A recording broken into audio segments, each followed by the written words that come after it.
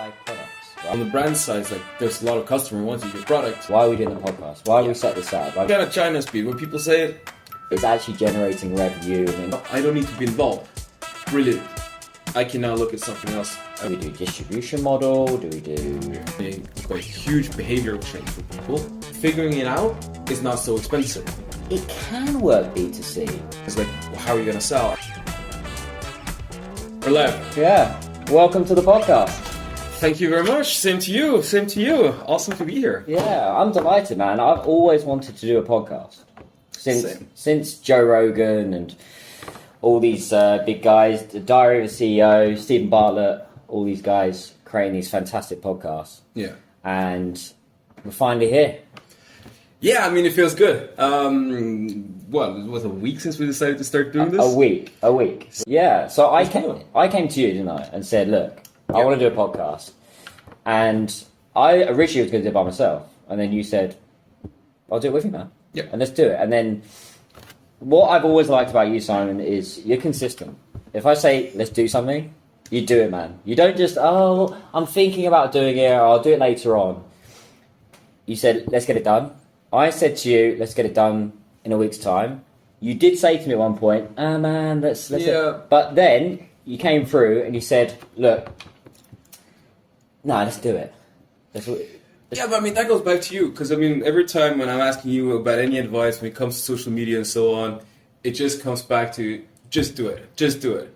Same with today when we're at the founders breakfast here, and then everyone keeps, Daniel, what's the key and what's the algorithm? It's like, no, just fucking do it. Just get out of there and get it done. What's the magic formula? What's the magic potion? How do I get attention? No, just do it, right?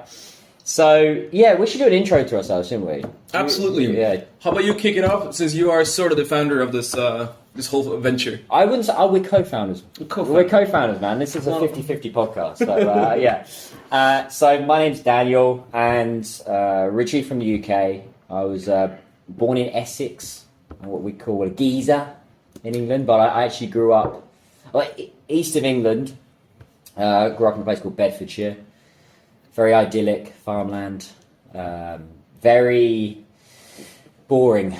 Not a lot of people leave that kind of place. Family now live in Northampton. Northampton is famous for shoes, the old shoes. King Charles, Daniel Craig, James Bond, they get all their shoes from my hometown. So, grew up in those kind of home counties around London. Studied in Southampton, University of Southampton. So if you don't go to Oxford, Cambridge, the London universities, it's kind of the next choice. Studied international law and realised pretty much in the first semester, I don't want to be a lawyer, I want to be a judge. And anyway, discovered China, came to China, exchange year, and then been here for nearly 10 years now. But tell us, how do you start out in China? Why China? That's kind of... It's the big question, isn't it? It's the big question. It's the one that everyone wants to know. Why did you come to China? Yeah, why did you come to China? There's two common questions in China, isn't there? Which is, why did you come to China, and how long have you been in China? It's like the opening. It's like your opener, right? How long you been? Why the hell are you here? Yeah. Where are you from? So originally, it came down to a quick story. I was studying in Southampton. I was very disenfranchised and kind of lost in my way with studying, and I met some Chinese students at my uni, and they were telling me all about Hong Kong and China and land of opportunity, business, and decided to explore. And then my law school had an exchange program with Hong Kong University, and I was like, wow, that's kind of... And Hong Kong's always a nice gateway, I'd say, into China, right? Yeah. If you're coming here first time, Shanghai as well, but certainly Hong Kong is a nice stepping stone, I'd say. You get China lights. Exactly. And obviously they speak really good English there. They speak pretty good English in Shanghai. I'm always surprised that level of English with young people is pretty good. I've just come back from Japan. English places is a little bit, not all Japanese people, but certainly. And really living here, you understand culturally how vibrant and how interesting it is living here. Opportunities as well. It's safe. It's fairly well priced, cheap, right, compared to living in London. Yeah, I mean... Or Stockholm, how's Stockholm? Yeah, but I mean, in my opinion, sure, like, in Shanghai, it looks expensive because the rents are expensive. You can't get around that. If you want to live somewhere good, decent, the rent is going to be high. But then pretty much everything is quite reasonable. Yeah. I mean, you get a lunch for, what, 50 RMB? You get a really good lunch. What's 50 RMB in... Swedish crowns, that's like 75... What's that, dollars? Swedish. $5? Like £5? Yeah, £5. £5-ish? Yeah. For good lunch? Yeah. I don't know, you're not getting that in Stockholm, that's for sure. So, yeah, I did my master's here. So I studied Chinese economy and culture here. Studied the language. And I'm giving you the cliff notes. I'm giving you the brief version, hopefully. And then, had a series of kind of office jobs, NGO, chambers of commerce, that kind of stuff. Built the network. Had a business on the side of these full-time jobs. And then a year ago, officially left all that behind, left the jobs, went full force into the business. So that's a brief overview of what I do and my background. Then tell everyone as well, like, a little bit what you're doing now, because you have gone from being a confused student somewhere in the UK who didn't want to be a lawyer to now being a quite prominent influencer and live streamer in China. I always wanted to do the YouTube thing. Yeah. Going back, if I could go back in time, I'd probably be an actor. I'd go back. I'd be, you know how how flamboyant I can be sometimes. Yeah. You know, and confident. And the YouTube thing was happening. Obviously, KSI and those guys were really, you know, they're really the pioneers, you could say.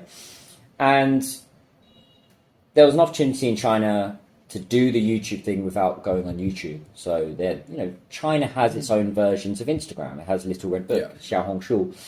It has its own version of Douyin, right? Sorry, TikTok, right? Douyin is TikTok, Chinese version of it. TikTok was born out of Douyin, right? So I did that, and I'll go into maybe another pod. We'll go into a bit more background on that, a bit more, honing in the details. But it came down to, I was always quite comfortable in front of the camera. Really enjoyed being theatrical and giving value, right? And as you know, I've seen some hints. Seen some hints, and just wanted to give value. I wanted to create content, and that's how it kind of got born out. And then eventually, brands started to approach me. I was like, I can make some money from this. Here's 100,000 renminbi to produce some videos. So okay, interesting. And that opened up a lot more opportunities. Obviously now I help a lot of brands here in China, mainly British and European, and all build digitally and offline. And then also interesting one, which we'll go into later on, is live streaming. So live streaming here in China is massive. It is really what you have to be doing if you're selling B2C, right? Really, if it's an extra kind of weapon in your arsenal to sell online, e-commerce. In the West, it's maturing, but it's nowhere near where China is, right? And we were even saying China, it's still a buoyant industry, but it's not compared to 3 or 4 years ago. Live streaming has certainly taken the numbers. It's become a stable sales channel, in my opinion. Like, sure, the sales fluctuate quite a lot, but coming from the brand perspective, live streaming is a channel in your arsenal, and it's usually one that you can fast get up and you can fast gain sales on. If you put your product into a store, it's going to take time. It's going to slowly build up. Sure, over time it might be more stable, but live streaming can bring you quite good flow of goods really quick. Yeah. So we'll hopefully be doing some more work together with some brands. But that's something else I do. I manage live streamers here in China. Because at the end of the day, I think Chinese buy from Chinese. I think if I was to go on live streaming, it's good for my brand, but I'm not going to be selling hundreds of thousands of renminbi worth of product through my live streaming, right? It's just, it could happen. It could. But I want to work with consistency. I want to work with live streamers and KOLs, or what we say in China, borju, these anchors that can really sell. So that's what I'm doing. How about you, man? So I was born all the way up in Norway. I was born close to the Russian border in a city called Kirkenes. Small town, absolutely nowhere. Moved pretty much all over Norway, just through different cities, all the way down to the south, the city of Stavanger. where I grew up until I was like 10.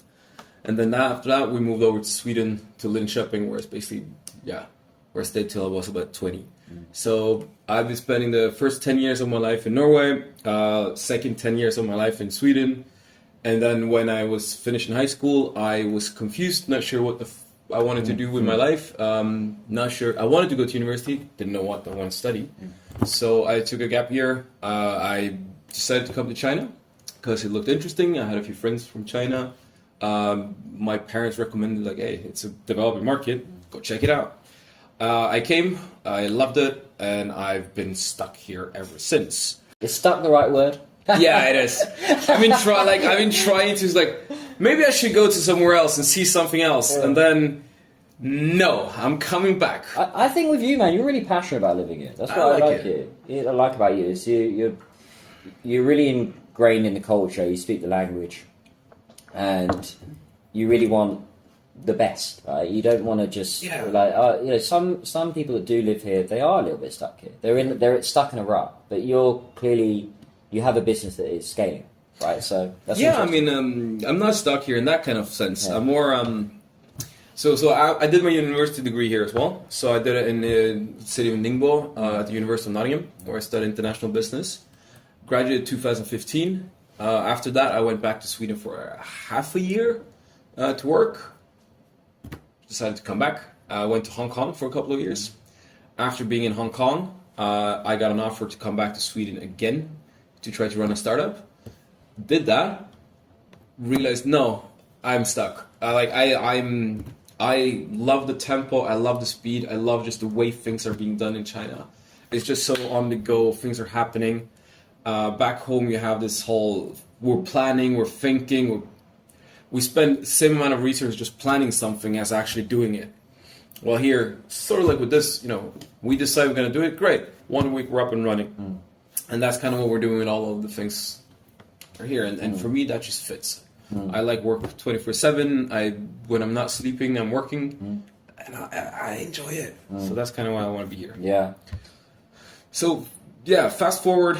Did Stockholm. I went back and forth after that startup project, where I had a project where we were trying to help some Swedish brands come into China.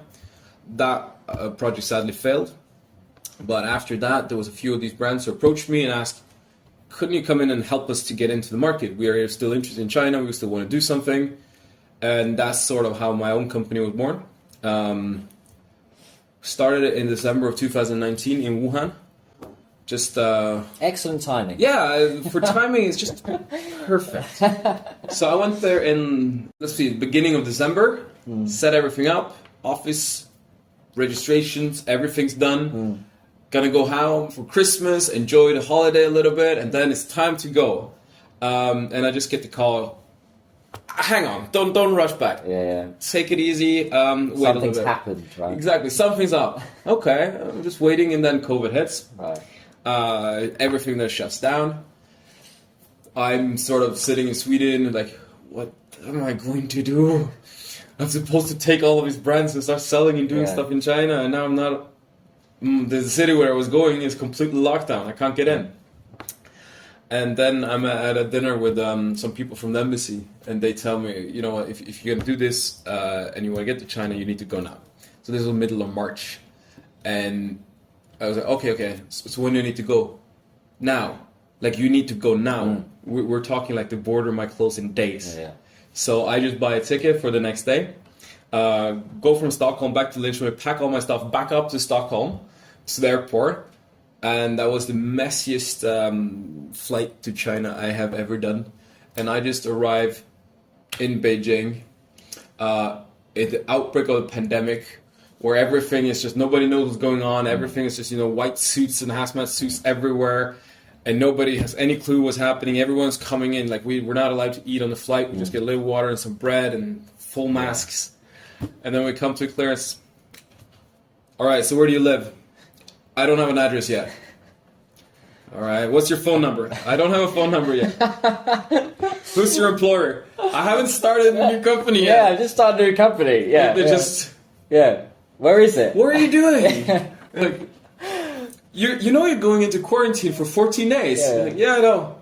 And you have a business visa for 30 days. Yeah. Yeah, I know. Yeah. So when you get out, you have like 2 weeks to get all of this in order. Yeah, I know.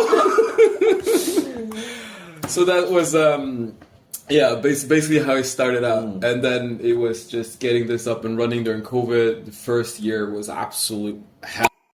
Because everything took so much longer time. Because just getting a document, and you had to go to do your COVID tests, to go to the facilities, and they were not open, or they were open because of the COVID restrictions. And everything just really, really slow. But we kind of just powered through it. Yeah. And then the next year we finally started taking off, and that's sort of the year where we say we actually started properly. So like 2021 is where we say that's our first proper year. And then we hired people, so we scaled the team from being myself to being 3 people. And we got more brands, we got more things going on. We started doing some consulting, and things started to slowly take off. 2020 was a rough year as well, where things were going upwards but slow. And then now 2023, when everything's opened up, I'd say we are one of the few who are very positive about the whole market. Yeah. Everyone's still sort of, oh no, it's not good, like it's not going so well, the market is rough. Yeah. And I was like, I have no idea how it was when it was good. So for me, it's going great. Yeah, I think that's an interesting one. Sometimes people say, oh, the Chinese economy is really bad, which I think is not an accurate statement in the sense of, particularly with brands, you know, a consumer market like China, you can't deny hundreds of millions of people, right? That's huge, right? So, and people still have money here. They still want to buy products, right? And buy Western brands. So I'm similar to you. I made money over the COVID period because we worked hard. We worked through the struggles and the ups and downs. And the brands and the companies that we're working with are very bullish on China. Yeah. But I mean, because you and me both have worked with a lot of brands who are interested in China. I think you need to be bullish. You need to be sort of like, okay, we're going to do this. Let's go. And you also need to make sure that you're adaptive to what's happening, because the market's moving quickly. Things are changing on the day. Because we see a lot of these Western brands who are here, and then they're still like they're headquartered and managed from Europe. And then here it's just like the operational side. And then it takes so long for the information to travel back to Europe and for them to make a decision. So when they finally have a decision, that trend is already gone. It's like, okay, yeah, great. Okay, we finally decided we're going to join on this frisbee trend. Yeah, it's gone. Yeah. Why are you going to join it? It's finished. Right. So you need to be boots on the ground. That's my opinion. Yeah. Keyword there is why. Why are we doing the pod? Why are we doing the podcast? Why we set this up? I mean, we discussed this beforehand. We actually have slight, I came up with some stuff, you came up with some stuff. Do you want to kick off? I mean, sure. I think one of the kind of things that is sort of the whole reason why I'm doing my business and everything that we're doing. Because what we're doing is trying to, basically Nordic flavors in China is our keyword. So we help brands come in here and we want to try to help them establish themselves through our system. One of the things that we saw when we started out was there's 2 issues that we wanted to tackle. One is there's a lot of good food from Europe that is not here yet, and people are missing out. That's sad. We want to make sure people do that. And on the brand side, it's like there's a lot of customers who want to do your product. We want to get that done. But the issue is it's very difficult. It's a sort of blocked market. Not in the sense that it's in any way, when you're here, I think it's a very closed market and it's very easy to grasp. But when you're outside, it's kind of a little bit blocked off. So we wanted to try to break down some of these barriers to create some understanding and get people information of it. And then that's where the podcast for me came in. Like, okay, good. Here I got an opportunity where we can bring in good business people with good practical experience, who knows what they're doing, who have done it. Get them in front of the people who needs to hear it, who are sort of either responsible for China, interested in China, or going to be some way want to know more about it. And that's what I wanted to do. Yeah. It was a good way to share. Yeah, you've actually touched on a bit of a teaser. This is the first pod that we just have you and I, right? But from next week, we're going to be bringing in top business person that's actually running a business, right? That is actually generating revenue and creating impact and all this kind of stuff. The reason for me why I wanted to do the pod, I certainly agree with all that, and I think it's great. brand awareness, all that kind of stuff is fantastic. Obviously, you need that in China and in any market. For me, I'm loving this. I'm really enjoying doing this. I'm talking to one of my best mates. We've also done business together. We have trust as well, which is a big one. We have consistency. But I know this is something I'm enjoying. I'm really enjoying doing this, and I know hopefully it's going to bring a lot of value to people. So that's why we're doing it. And I want to thank you again, man. You know, we've done this in a week. We've done this in a week. So, well, I mean, which is kind of China speed. When people say it, you know, that's why you have to have this trust element that people are missing out on.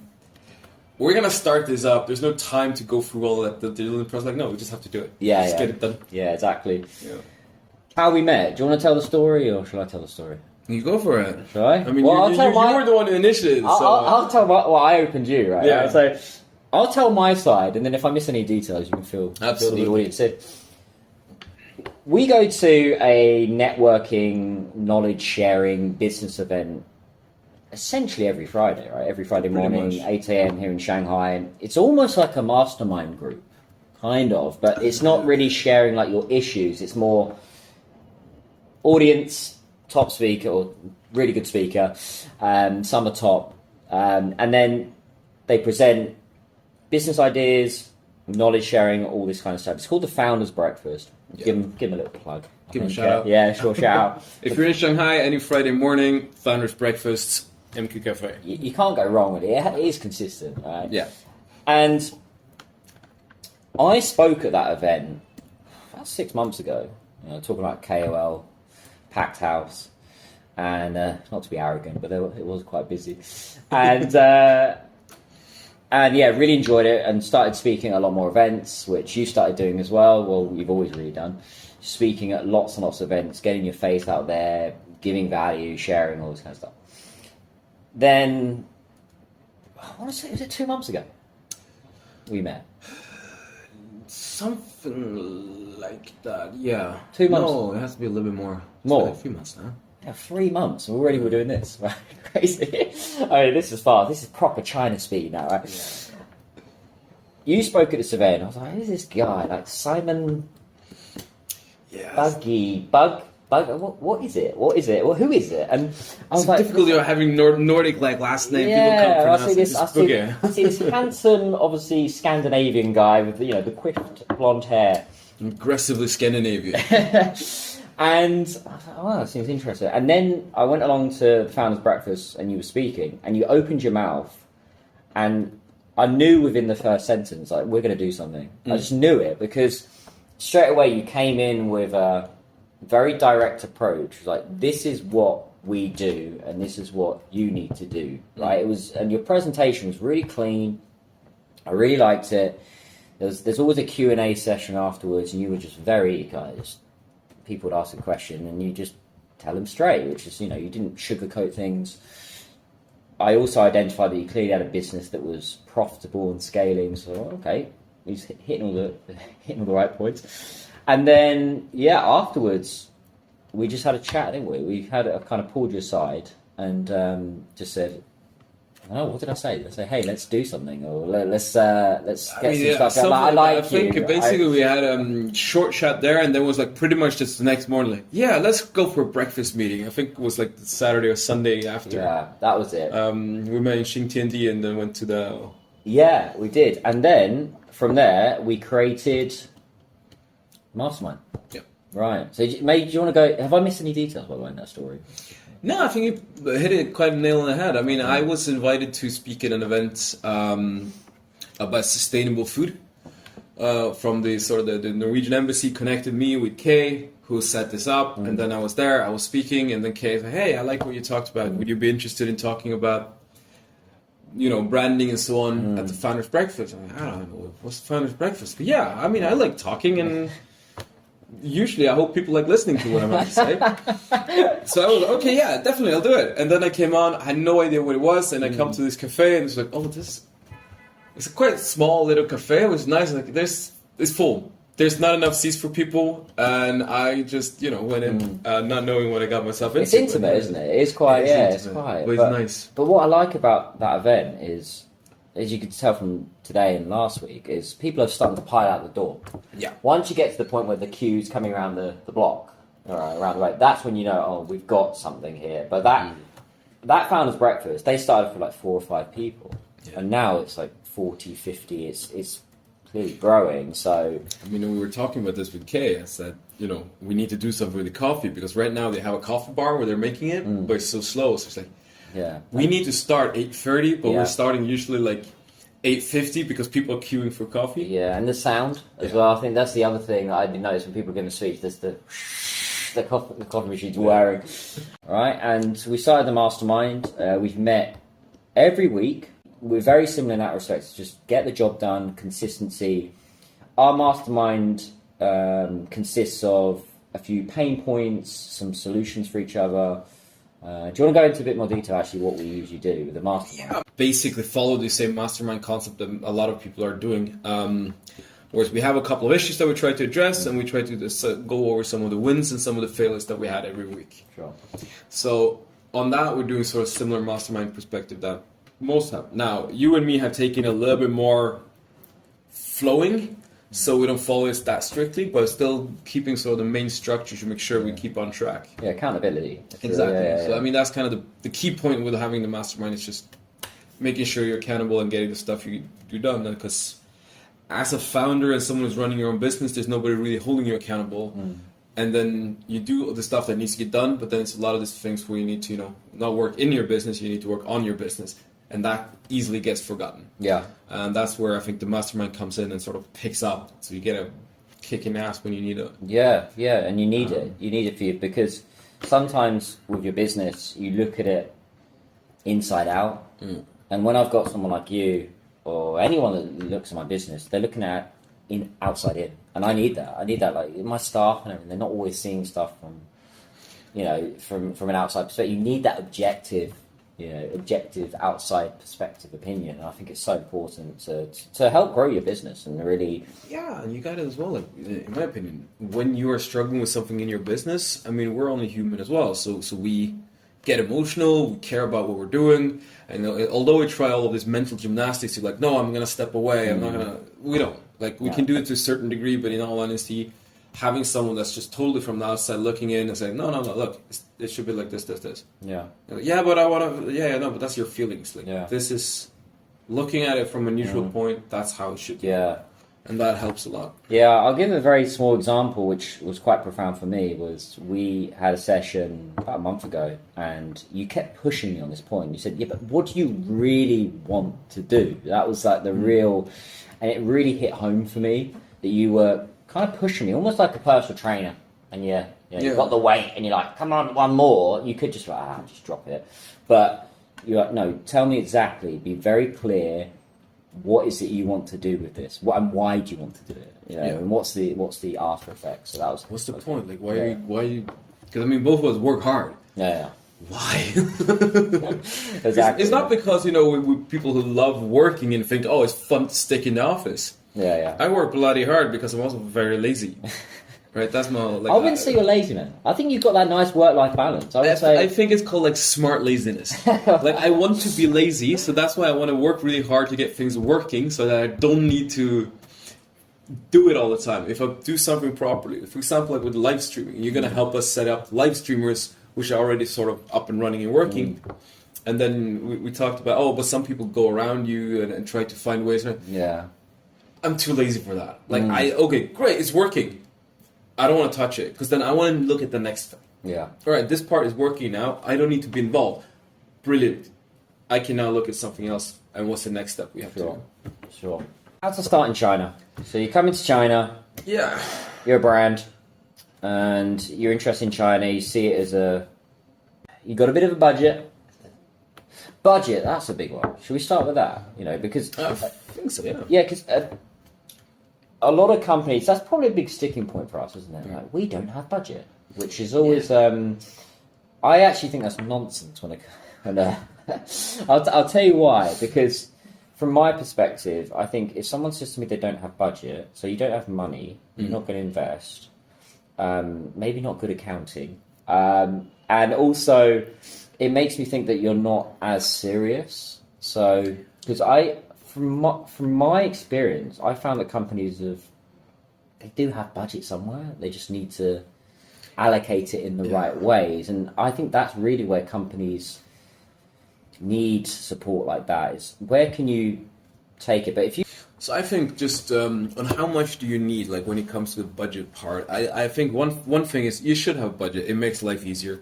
Even if it's small, it does make you be able to do some things. So what would be small? Now, small, I'd say, all right, if you just look back and then take it from the start, what you need to do as a brand to start out here.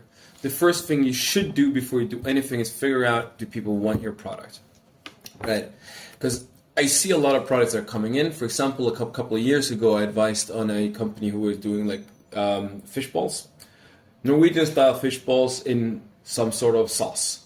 Awesome, I love it. And they had done research on the market where they got from basically consultant firms that, yeah, fish balls are great in China. It's a huge market. And then they're like, yeah, but we're not selling. And then I came like, yeah, but when are people going to use this? No, people loved it in China. Yeah, but people don't eat it like that. They put it in hot pot. If you come with this messy sauce thing, I'm not going to pour like this sauce into my hot pot. And then, oh, yeah, we didn't think about that. No, you should. You've now spent $1 million in marketing. Maybe you should have. So I think that's the first step. Figure out if people would like it at all and if it fits. And what you would need to change to make it fit better. Sometimes that's some things you have to change. Sometimes you don't have to change anything in the beginning, but it's like you can do it later down the line. But if you come in with a product where it's like, okay, this is going to require a huge behavioral change for people, and it's going to cost a lot of money to enter, maybe not. Maybe China's not the right market. Secondly, you need to figure out, can you import it? Which channels are legally allowed to do in China? Because you will have a lot of this people who say like, yeah, we can get everything done, but they find shady ways, and then you can't scale it. So in China, in general, with goods, you can do it cross-border, which is basically the same legal system as you put in your suitcase and you bring it over by yourself. Or you can do it through general trade, which is normal import. Some products can go in both categories. Some products can very easily go into cross-border. Some products can easily go into general trade. But if the product is not allowed to sell in China or you need very expensive registration, figure that out early on because that really can be a showstopper. Especially with F&B, and they're very stringent, aren't they? It's very hard, and there's a lot of like smaller rules. For example, we've had chocolate. It was like, okay, we want to take it in. Yeah, we're using ginger. Yeah, but you are using too much ginger. And since ginger is used in Chinese medicine, this then can be classified as medicine. Which means you need to either change something in the recipe or we need to get it classified as food, but then we need to apply for that. So there's a lot of this kind of things that just figure out what that's going to cost. Figuring it out is not so expensive. Because most of the time, if you talk to someone who knows what they're doing, they know what needs to happen. Right. Usually the way that we start out is send us a box of your product. 1 or 2 boxes. That's it. We have our office right next to campus. We will try it there. Hey, do you like it? Yes, no, what's wrong with it? So when you say campus, go into a bit more detail. University. Right, university. We have it on a university. So we have access to a lot of people who are in the similar category. If they like it, that's a very good sign. It might not be enough, but it's a very good sign. If it doesn't work there, it's not going to work anywhere. And then it's get to know what you need to do. You need to register your trademark. You need to fix your products to make sure you have labeling and the import registration done so that you can start. And then that's it. Cost-wise, getting something up like that shouldn't be too expensive. I would say looking somewhere like 2,000 to 5,000 pounds. Right. If you're good and you find good partners and being creative. So we're looking at what, $6,000 to $8,000, something like that. Yeah, something like that. Right. Okay, which doesn't actually seem like a lot. I don't think it's not a lot because at that point you will be ready to start selling. Now, of course, the next step comes in is like, well, how are you going to sell? And that you know as well as I do. There is no limit. So you need to figure out what you're going for, what's the ambition level, and then take it from there. This first step, you can't get away from it. You have to sort of pay a bit to get this up and running. But the second step, that's where you can get creative. If you have a good product, for example, especially if you're working spirits and you have a great spirit product, you might not have to do an investment, but you might have to put goods into the market. So there's other ways to be creative around this budgeting that can make it work, but you need to commit something. Yeah. Because nobody want to work with someone who says, yeah, I would love to go into China, you just need to buy my goods. Because then, in my opinion, you're not a brand, you're a commodity. Right. Right? It's just buy and sell. There's nobody who builds anything. There's no value. There's no add to it. Sure. And then nobody wants to do this long term because it's going to be just a fight of price every single time. Yeah. A big question we get is, do we do distribution model? Do we do purely online?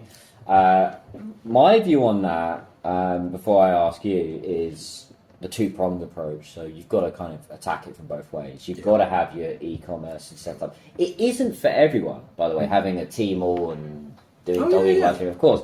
But attacking it that way, I mean, offline, obviously, you've got the distribution side. You've got, if it's an F&B, you've got restaurants, all that kind of stuff. A big one right now is the expos. There's expos just on my WeChat right now. So being prepared for those. And pop-up stores is a big thing here, isn't it? Not really a big thing in London. I don't know about Stockholm, but certainly for some of the skincare brands I work with, having these pop-up stores, which is just not a purely dedicated store to a brand, but a store that has all different types of brands. So people can go in, try it. You can buy it, but it's more of a face, because then people will see the product and they'll go on Tmall or JD or Taobao and buy it. So I believe in a more two-pronged approach, but it is dependent on the brand. What are your thoughts on that? I think you're absolutely right. I mean, most of the brands that we're working with, when they ask which channel we should use, we're like, no, we have to try a few. But you get to if you go all the way on the other one, you have those extreme ones who want to do everything. So in China, you have this kind of like not everything that glitters is gold kind of issue, because there's, like you said, expos everywhere. You're going to get approached by different markets. You're going to be approached by different agents, and everyone is promising you the world. Yeah. So you need to kind of at least stick a little bit on some sort of, these are the channels that we have notified to work. Let's stick and make those work before we move on to do more. Yeah.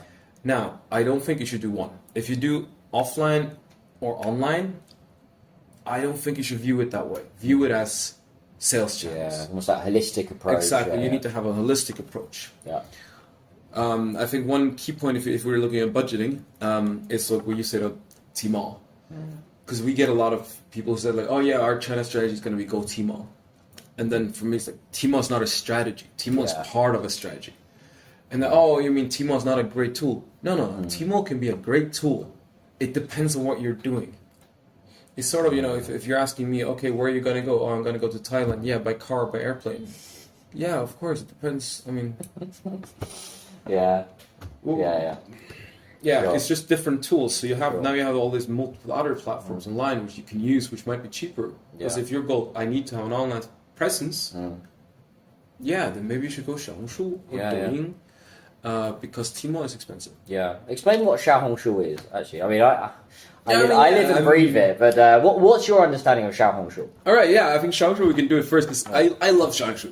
Little Red Book. Little Red Book. For everyone who doesn't know, it's I guess you could say it's like a match of a blogging site, a vlogging, and Instagram. Yeah, I call it the Instagram of China. Yeah, it's kind of, but it's like it's Instagram of China plus more. Yeah, right? I mean, it's a reference point. I mean, we know a lot of ladies that they go to Little Red Book for anything. It's the reference point, right? It's their Google. Oh, let's have a look at Little Red Book and see what they're saying about that knowledge.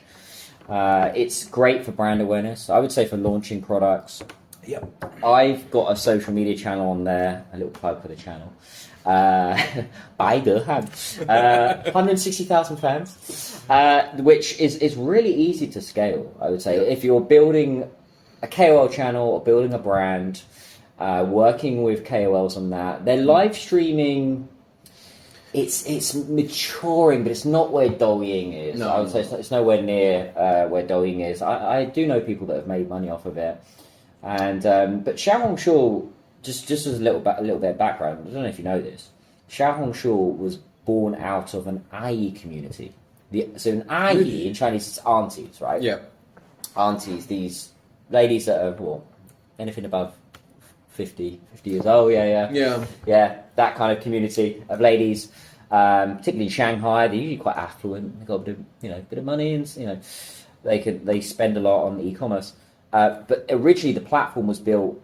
It was born out of that kind of community. So they would look at it as a reference point. They'd look up the products, and then they'd go to Taobao or Tmall or JD to buy the products, right? Which is still, it does have that element. But Little Red Book, Xiaohongshu, does have an e-commerce platform built in. I do like it. I think it's quite an affluent audience. It's quite a young, upcoming, first-tier cities kind of vibe about it. It's easy to scale. It's certainly for brand awareness. I think it's quite good. Yeah, I think from the brand sort of view on it, there's two big benefits that I like with Xiaohongshu or Little Red Book. The first one is that it's cheaper. Compared to if you're going to open a flagship store on most other places, it's going to cost a lot. Well, Douyin is, 100,000? Yeah, I think just deposit down. If you look at Tmall, you're looking like 150,000 just deposit. Yeah. And then you need to have an operating team because Tmall don't let you operate your own store. Yeah. You need to have a TP partner. You're looking at operating costs for like maybe, if you're in the lower scale, like maybe 10,000 per month. Yeah, 10,000 renminbi. Yeah, renminbi. But still, like, that's just to be there. Yeah. That's not going to generate sales. While on Xiaohongshu, it's actually not that expensive. The deposit for starting up a store is like 30,000, much lower than any other ones. They don't require you to use a partner. You can, but then it's not required in any way. So you can run the store yourself. So it's a good budget option, right? But it's also very forgiving on the brand side. Like you can do good content in a lot of different forms. You can do short videos, you can do long videos, you can do pictures with input, which you can't really do on Douyin. You can't because they're very focused on like, okay, this is how it has to be to succeed. So I think it's a good like sort of platform if you have a mix of content, you don't really know what's going to work or not. It's very good at giving feedback on that. So when we're starting a brand, we will post a lot of different stuff on Xiaohongshu to see what takes off and what works. And then you see, it's like, 10 likes, like, okay, 450 likes. Yeah, okay, then this is what we need to follow. Yeah. So I think it's a good functioning platform, and at the moment, definitely my platform of choice if I was going to launch Bootstrap. Yeah. I think essentially for foreign brands as well, it's clearly an educated audience as well. You can see there's a lot of them want to learn English or build their knowledge somehow. Or a lot of that audience is studying abroad or going abroad. That's the other interesting thing about Xiaohongshu is sometimes you'll find audiences in Taiwan, Hong Kong, Macau, Malaysia, Singapore, outside of mainland China, whereas Douyin and WeChat are very mainland, very focused. Right? Tmall and JD and all this, they're very China. But I think read on that is like is one of the few ones that will be very accepting of English content. Right? If you're a brand, get subtitles. Don't just put it in English. That's gonna hurt. Chinese subs. Yeah. But if you have good videos that aren't translated, or you have something that you want to show, they will like English content will work. If you do that on a platform like Kuaishou, or like even on WeChat, it's not gonna fly. Yeah. What are your thoughts on Kuaishou? Because let's say what you got to say first. Yeah, sure. I got my thoughts on Kuaishou. Kuaishou is good. Like what is Kuaishou? Kuaishou is a platform that is focusing very heavily on sales in more tier 1. in T2, T3 or lower cities. It's especially focusing on sales in the cities who are not ranking into the tier system. We might want to do a side note on what's the tier system in China. Do that. That's basically the hierarchy of the cities. Yeah. That's a very easy explanation. It's based on how much the GDP of the city and what's the education level, and there's a bunch of other criteria, but very simply speaking, it's the ranking system. So tier 1 would be Beijing. That would be your Shanghai, Beijing, I think like Tianjin, Guangzhou, Shenzhen. Yeah, you've hit the nail on the head. It's Beijing, it's Shanghai, it's Shenzhen, it's Guangzhou. I think to summarize it up very simply, you can see it at the education of income and rank, like income and education, right? That's very simply said what it is. And then what Kuaishou does, to jump back to that, is it don't target the first one. So tier 1, tier 2, 3, that's not their market. It's everyone under there. So you simply said cities with less than 1 million people in China, that's Kuaishou's market. Right. Now, there's still a lot of money there. But cheaper products. Cheaper products in general. Right. Kuaishou does do some on like more expensive products, but it is very much more difficult to get an expensive product into those cities compared to what it is to Shanghai. Now, if you get in, less competition, good market. Price point, you're probably looking at products anywhere between 10 RMB and 200, right? You're not looking for anything that's 1,000 RMB and above, which you could sell on Douyin or Little, but would you say that's kind of the price point? I would say so. That's where it's similar to like Taobao, which is you have everything. Yeah, you got a wide spectrum. Right? And then, of course, the majority of the spend are on the cheaper products. Yeah. But I mean, you could probably sell a car on Kuaishou if you just really want to. Yeah. The audience you can get with, like, if you do quality imported products on Kuaishou is that you have in these cities, there's a lot of money in these cities as well. Yeah. Because there's a lot of production going on, and you have the people who are basically owning and running the factories. Yeah. They still make good money. Yeah. And they are, because everyone else around them is using Kuaishou, they're also using Kuaishou. Sure. Right. So that's the audience that you can reach with that platform. But yeah, I agree with you. Yeah. Yeah, I mean, you can't discount the live streaming capabilities of all those platforms. Little Red Book, Kuaishou, Douyin. I found a lot of success with, which is what we're going to be doing a lot more of live streaming. Chinese live streamers, who I personally work with, Chinese live streamers in mainland and Chinese live streamers outside of China, which is an interesting one. Because with a live streamer outside of China.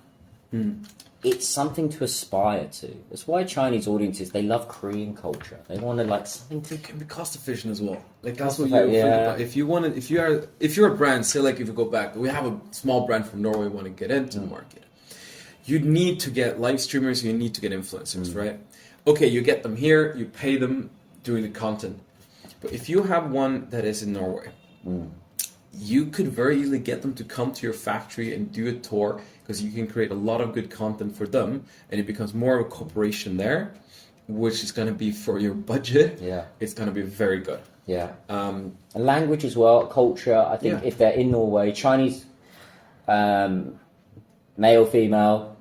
I always find the family ones are good. Those ones are family. The lady that's married to, she could be married to a Chinese, or a Chinese guy married to a Chinese lady, but the makeup is almost like international. That's the key thing. International, but still have that Chinese essence. They're still Chinese, right? They still want to promote, I am Chinese and I'm an international person, I'm professional. Here is a great product that we want to promote. But I mean, they're doing a little bit similar, opposite what we are doing. Yeah. Like we are in China presenting China out. Yeah. They're going out to Norway, for example, and presenting Norway back to Chinese. Sure. So it's a different perspective on it. Sure. Yeah. Yeah, but then back to getting the brands up and running, right? If you're gonna bootstrap a brand, because now Xiaohongshu is apparently like clearly our platform of choice. If you're not sure where to go, Xiaohongshu. Yeah, certainly. But there are other platforms I would recommend you look into to get a little bit of feeling. But when in doubt, Xiaohongshu or Red. That's what I would say. Well, I think we may have missed the big one. WeChat. We've had debates about WeChat and Weixin Gongzhonghao, haven't we? WeChat articles, right? The classic. You set up a WeChat article. You produce an article every week. Yeah, I mean, you know my opinions on this. Yeah. From my experience, it works with B2B. It works with education brands, education institutions, high schools, private schools, universities. It works in that sense. It can work B2C. A bit of brand awareness. I think the culture, compared to 5 years ago, everybody was reading WeChat articles. Yeah. And the attention spans have clearly got smaller. You cannot discount WeChat as a platform. I mean, Elon Musk has said he wants X to be like WeChat, doesn't he? He wants it to be an all-in-one system, payment, media, which it has. It has the WeChat, it has the news, it has the articles. Yeah. So I still see it as a very, you've got the messaging, you've got already the network. If we post this on our Pengyo trend, on our WeChat moments, our wall on our Facebook wall on WeChat, we're still going to get a lot of engagement. But when is it you're a brand and they're like, hey, should I set up a WeChat? Should I set up a WeChat articles? Yes or no? Right. So I mean, I have a complicated relationship to WeChat. Let's say it like that. But I think the first point you're saying, like, you can't disregard it. No, if you disregard WeChat, that would be the same as saying it's a European brand. I disregard web pages. Like, I'm not doing the web. No WhatsApp. What? Right. No, it's even worse. I would say, like, okay, we're not doing a website. Yeah. Why? Of course, you need to have a website. Yeah. And then I think that's sort of the category that WeChat falls into for us when it's a consumer brand. That you need to have it at some point, probably quite early, because it is one of the major places where people are going to look for you. So you're talking about WeChat articles, right? They need to set up a WeChat. I'm talking about WeChat 公众号, so WeChat official account. Right. It is, you need to get it quite early on, in my opinion. But that doesn't mean you need to be active on it and keep writing articles. Because you can set it up, let it be there, we have it. If it comes an article every 2 months, every 3 months, it's enough. It's also the IP.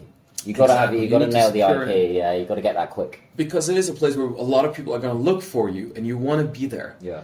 Otherwise, it's the same as like, oh, I'm launching a brand in Europe, but I'm only doing Instagram. You can do that, but at some point, quite soon, people are gonna look at you through Google and try and not find your webpage. So it's sort of the same. Yeah, like Instagram could be your main focus, but you should probably be having a website as well. Yeah. Reverse that to China. It's like, okay, Xiaohongshu might be the one you're going for, but you probably want to have a WeChat account as well. Yeah. I mean, the little trend I'm seeing at the moment is the live streaming side. People migrating over to WeChat live streaming, which is an interesting one, because then you can link your mini store. You can have a mini store, e-commerce store within WeChat, and you can link all that together, which is quite interesting. You can also, when you post a video on Weixin Shipping, the WeChat video platform, you can also attach an article to that. So more eyeballs on it, great.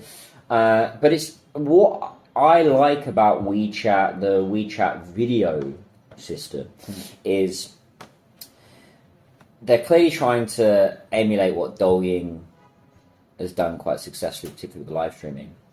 And when I post a video on there, I can easily just put it on my Pangyochun, WeChat groups. I can manage my own groups with real loyal fans or loyal customers, and have that all managed and admins, all that kind of stuff. And scale from that kind of size. From my own business, I mean, WeChat, I've only got 40,000 fans compared to Little Red Book, which is like nearly 200,000. But clearly, you've got to have WeChat. You've got to communicate through WeChat. I think just a short note for everyone, like, fans on WeChat are more valuable than fans in other places, in my opinion. Because WeChat, you're not going to get the same sort of, like, fans for fun that you get, for example, on Xiaohongshu, where people see article. Like, if you write just go articles, it has to be someone who found the article, and that it has to be for a friend or for some sharing. Yeah. Sorry, go on. We're obviously coming up towards the end. So, key takeaways from today. What would be your one key takeaway for a brand right now? They're thinking about dipping their toe into China. Again, I think that's wrong. Like, if you're thinking about dipping your toe into China, you're either in or you're out. That's kind of how I kind of feel. But if one bit of really solid advice, practical advice that they could easily deploy, let's say in the next couple of months before Christmas. Sure. I mean, if you're looking and considering China, right, I agree with you. Do or don't do. Don't try China. It's not a fun market to try because it will suck you dry, and then you're done. Yeah. So you're in or you're out. But to figure out if you should do that, one very, very easy step that you can take that is concrete is, in most cities in Europe, you have Chinese students. Invite them to come to your office and do a testing. Try to do it in the beginning of the semester when they have just been here, so they're not that familiar. Find a couple. Like, if you get hold of one, they can get hold of the rest. And then you have a group of 4 or 5. You don't need that many. And then just like, here's my product. Try it, test it. I'm just going to sit in the corner and listen. And then sit there and just listen to what they have to say. or probably have to record it because it's most likely going to go in Chinese. It's content. And then you translate it. Yeah. You can use that content later on, but that's the fastest way and the cheapest way where you're going to get feedback on it. Yeah, otherwise like that. I mean, find someone like us. We try products. We mostly send us samples. We'll try it out here as well. Yeah. But there are cheap ways of doing it, so be careful of how you start spending money. Cause Yeah, I would say that. I mean, you did that with me recently. You actually sent me your product, which is a coffee brand. What is a coffee brand? It's a Loveberries Lila. A bit slower. Loveberries Lila. Loveberries Lila. If for anyone who want to follow you on Xiaohongshu, it's Lobogue. Right, okay. It's quite a sexy brand. Yeah, it is. And you sent it to me, and I tried it. I loved it. And we're going to do some live streaming with the products as well, which is great. So, yeah, I think that's a great takeaway. Yeah, filming them, then just to add on to that, that's a great foundation. But those students, again, with Little Red Book, they're probably posting. They're probably, hey, I had this great experience today. Yep. So just get that free marketing up front. And then these guys are almost, if they love the product, these are future brand ambassadors, right? That's where it blossoms. That's where it flowers and starts. You can start a lot of your marketing at home. Yeah. Yeah. What are we doing today? Yeah. Right? We're just... Look, because when you have the students and you have those communities that are coming over, and they are... I mean, if they're coming over to London or Stockholm, wherever, they want to see an experience that they need help to get into. So they're usually quite open to join an experience like that and trying products. And if you're a little bit ahead of the curve here, get your... register up your social media accounts before doing this. Once they're there, ask them to follow you. It don't matter if you have much content or not. Yeah. And then just have them there, because they will be there when you start. Yeah. Because then they can start tagging you when it's like, oh, I tried this, is fun. Yeah. You've got the origin story as well. Yeah. Like we started with a Chinese demographic, right? We started with them, and then we always talk about this localization, right? Companies coming here, you've really got to localize, right? Not completely discount your brand, and if you're a Swedish or a Norwegian company, forgetting that your roots, but certainly, you've got to integrate into the Chinese culture. So I think that's a great point. My key takeaway today is just start, right? Really, right? I'll give you an example. Well, the founders today, one of the ladies came up to me and said, Daniel, what's the right algorithm for social media? And I just said to her, have you started the social media? Well, no, I'm not producing content yet. Start now, because that will be your data, your case studies that you can do. So really, like you said, come to someone like yourself or myself and join forces and come to someone that's clearly got experience and knowledge about China, trusted as well. We're not running away, right? We're staying here in Shanghai, right? We've got the case studies, we've got the data. Yeah. If we piss you off, you can fly down and find us. We're not that hard to find. Exactly, especially me. I'm always out there. Yeah. So and that's a big thing in China, is the trust side. I'm going to have two takeaways. The second one would be the trust. It's a big thing in China. It's a big thing around the world, but certainly trust comes down to results. The way we do business is we kick off deals by generating revenue and making money straight away. Like, if you're making money 6-12 months down the line, it's too far away. Like, we want to be generating revenue straight away. So certainly taking action is a big one. Just starting, getting stuff sorted and start.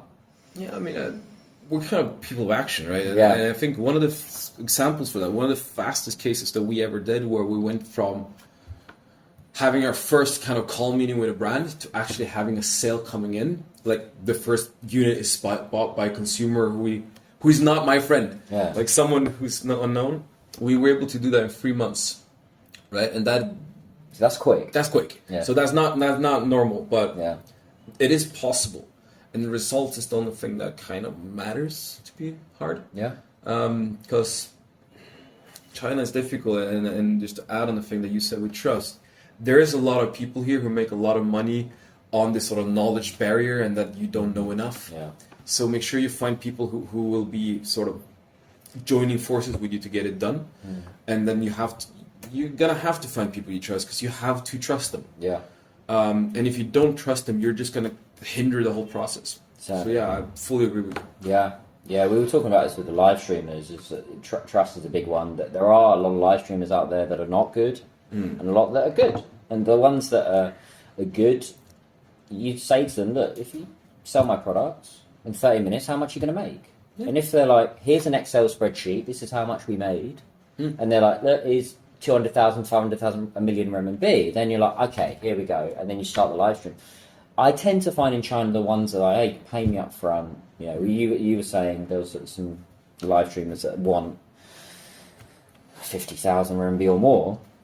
Generally, from our experience, that there can be some issues with that. It's not impossible, but it's very results driven. It's very clearly, here's the data. This is how much money we're making. This is the revenue, and this is how we're going to scale it. Yeah. So. Yeah, great. I really enjoyed this, man. Thank you so much. Yeah, we're going to obviously be consistent with this. We're going to invite some fantastic guests. We're not going to announce the person we're having next week. Yeah, no. Or it could be persons. But if people want to get in touch with you, Simon, what would be the best way, and where can they follow you as well? So getting in touch with you, where would be like the most direct way? Absolutely. So, I mean, partly you can just send an email to me straight away. That's class one. Find me on LinkedIn. We'll probably put some link to the handle there somewhere. Yeah. If you want to see more what I'm just doing and when I'm out and about, follow me on Instagram as well. Yeah. Otherwise, www.booga-group.com. That's our webpage where you can find out more about what we are doing. Yeah. How about you? Where can they find you if it's not on... for anyone who's not on Red, where can they find you? Well, social media is always at Baidehan. So BAIDEHAN. So that's all I the think Chinese we need to spell that out for people somewhere. Yeah. So Chinese is like bai to the bai, dao de de, like de as in molds, han as in han yuan, so like knowledge. I do have Instagram. I have TikTok as well, TikTok is at Baidehan, BAIDEHAN, and my Instagram is Mr. Baidehan because someone's taken Baidehan. So this is a good lesson. Get your IP sorted. It goes back, right? Yeah. So, and then email would be baidehan@gmail.com. Yeah. So that's the best way. We are going to set up stuff for the pod as well. We will set up an email, and we'll do all that later. We'll also have socials. Like we're going to build our own TikToks and Instagrams for this podcast, so which is going to be exciting, and we're going to have a lot more content. Yeah. So we've got a lot of exciting stuff coming up, haven't we? Oh, it's going to be great. So for anyone once those are up as well, if you want to get in touch with us or if you have any question, just send it in there. If we think it's a good question that would be useful, we'll answer in there. Otherwise, we'll get back to you through whatever channel you contact us. Yeah. We're both here. We like helping brands. We want more brands to come. Okay, we get a lot of people just asking us for advice, and most of those then become clients, right? That's quite the interesting thing. And events as well. We're pretty good with events, aren't we? We know which events have value, where you can get business and connections. So yeah, founders again, got the November, you've got the CIIE, the big China. What's your thoughts on the CIIE, just before we go? If you're very rich, it's awesome. That's it. Yeah. I went last year. It wasn't that good. It wasn't. CIIE is a big initiative that was taken to try to increase import business into China. I think as a brand, you can see this as China wants to integrate trade more with the world. Yeah. So they're pushing a lot on it. Yeah. Now, there are parts of CIIE which we can go into that are useful for you as a small brand. But going to CIIE, it's going to cost a lot, and you're not going to find what you're looking for. You're much better to go to like a more focused trade show. Yeah, I'd say. What was the trade show you went to? So we just went to All Foods, shout out to them, which is very good, quite reasonable priced. Now, we can't go into too much. Good trade shows, that's it. For food and beverage, All Food, FHC, Xiao, all great. I think we can do like an whole episode just on trade shows. So sounds good, man. Basically, find out where you should go. Don't go to everything. Not everything is what they promise you. Yeah, certainly. But until next time. See you later, guys. Take care.